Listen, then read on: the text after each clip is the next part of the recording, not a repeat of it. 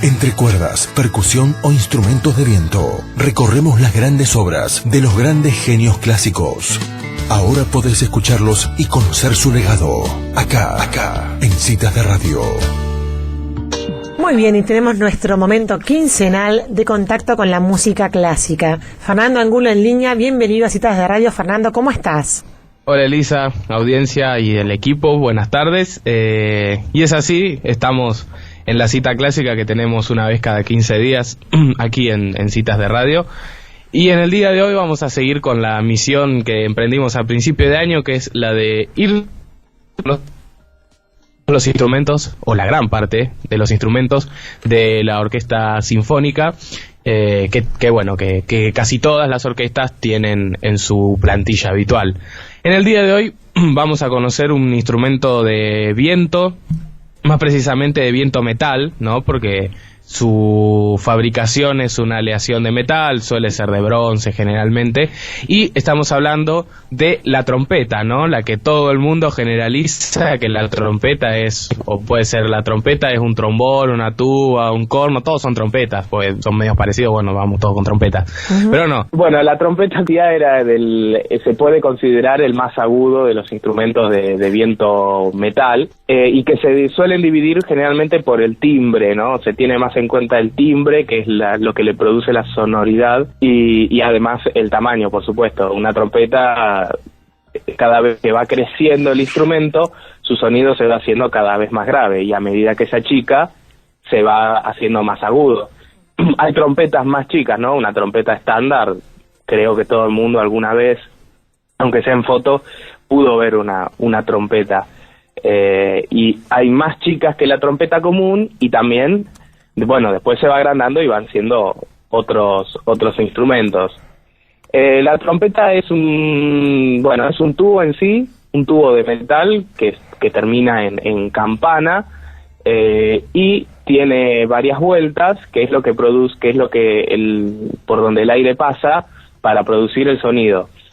Tiene unos pistones, se llaman, que son lo que el trompetista va pulsando al momento de tocar, que creo que son combinaciones o eso, y ahí se producen las notas, además del movimiento de los labios. Es un trabajo en conjunto entre los pistones y los labios del trompetista para tener la determinada afinación. No quiero inventar, entonces solo digo lo poco que sé de este instrumento. Tiene una boquilla, que es por donde entra el aire y donde se va rotulando más o menos el labio, y entonces de ahí se suele utilizar suele salir el sonido de la trompeta. La trompeta, como les hablábamos hace un tiempo de la flauta, también es uno de los instrumentos más antiguos de la humanidad, por la fácil construcción, ¿no? Porque el hombre primitivo tenía todo a mano, y con eso se las arreglaba e inventaba lo que podía. Son un poco más modernas que la flauta, no, la flauta es bien primitiva, pero estas son un poquito más modernas, de esa misma etapa más o menos, y se utilizaban los cuernos de animales, o las cañas de bambú, o animales marinos que tienen un caparazón, se utilizaban como trompetas, ¿no? Un origen muy primitivo. Después, cuando se descubren los metales, unos años más adelante, se empieza a darle forma a la trompeta que ya se conoce actualmente, muy básico, ¿no? Se utilizaba esa trompeta cuando se descubrieron los metales, se hablaba en realidad, se gritaba, entonces se gritaba más agudo, se gritaba más grave para el determinado sonido que se quería. Y se solían utilizar en los pueblos antiguos, en las antiguas civilizaciones, los egipcios, los hebreos, los griegos, los romanos. Algunos los consideraban como un instrumento sagrado, y otros los usaban para los instrumentos de guerra y esas cosas, como para dar aviso a los soldados que tenían que atacar, o que comenzaba la batalla, o esas cosas. Se solían utilizar para eso.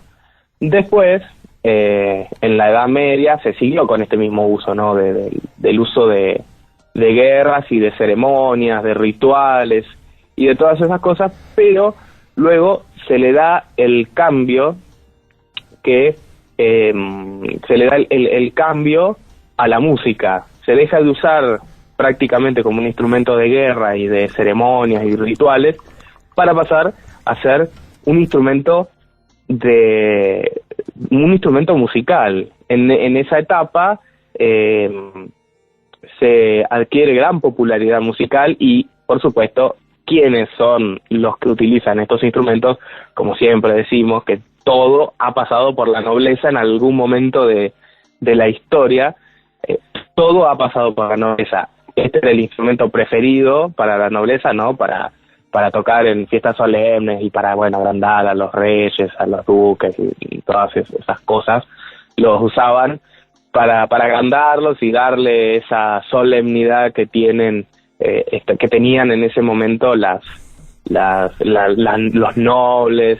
Y bueno, después se fue llegando a la gente, ¿no? Al pueblo, que sí es un poco lo más importante, y se le da el uso bien en lo musical en el periodo del barroco, ya en la transición, ¿no? Entre Renacimiento y barroco, en esa etapa entre el 1530 más o menos hasta el 1650, ahí más o menos es cuando se empieza a utilizar cada vez más la trompeta para el uso musical. En la Edad Media los músicos no eran considerados honorables, o sea, eran uno más que se dedicaba a eso y pasaba, y en sí era el que le daba como lo importante a la ceremonia, porque una persona en esa época que tiene trompetas, miren, soy bastante importante, bueno, era lo que pasaba.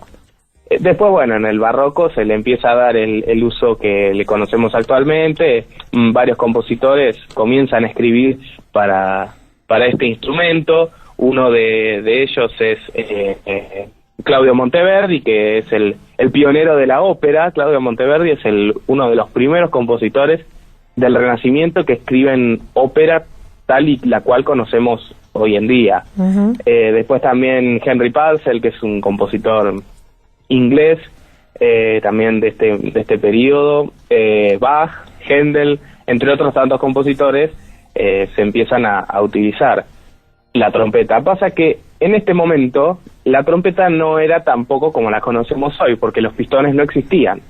Los pistones recién empiezan a existir a partir del 1850 para adelante. Así que la trompeta cumplía un papel más que nada,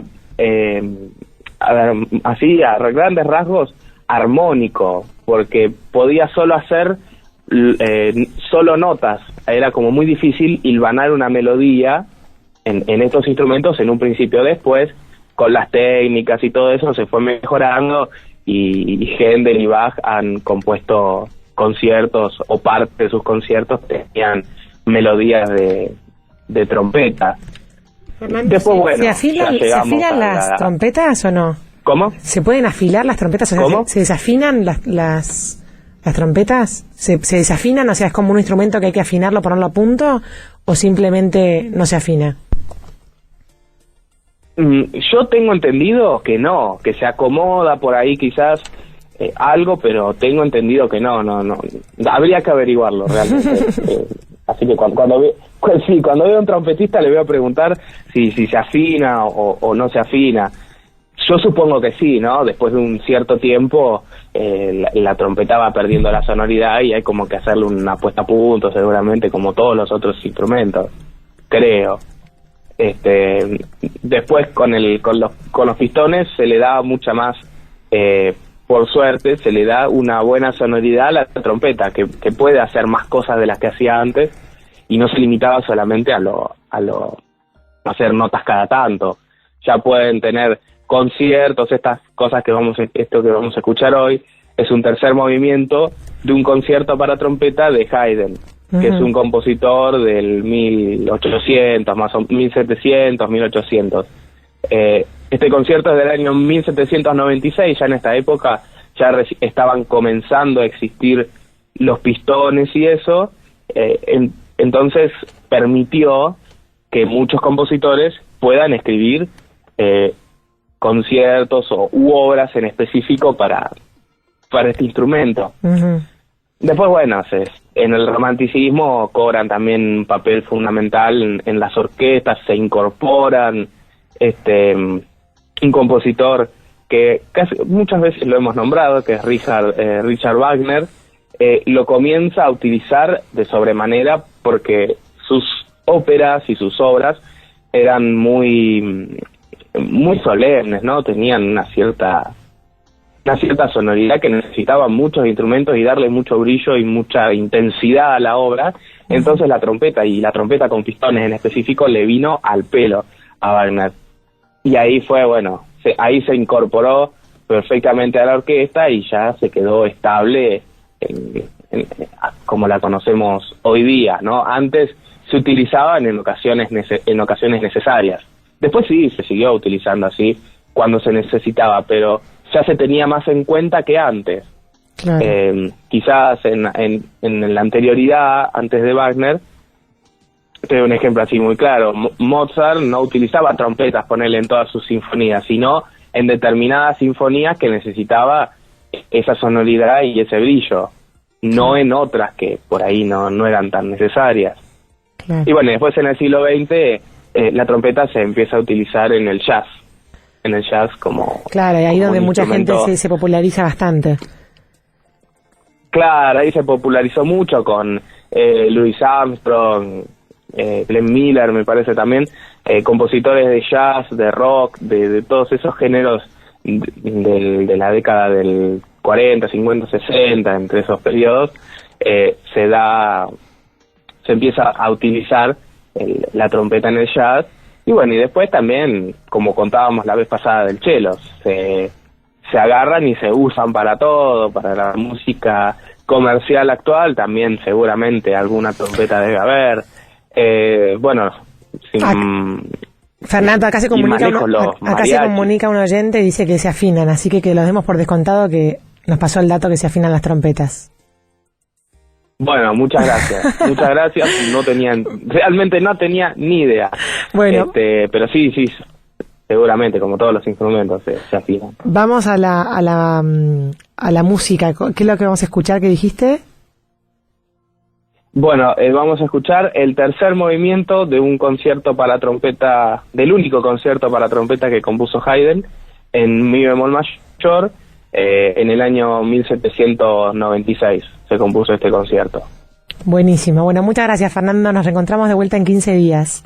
Bueno, muchas gracias. Un saludo para toda la audiencia y en especial para el oyente que se comunicó. Y nos reencontramos dentro de 15 días. Adiós.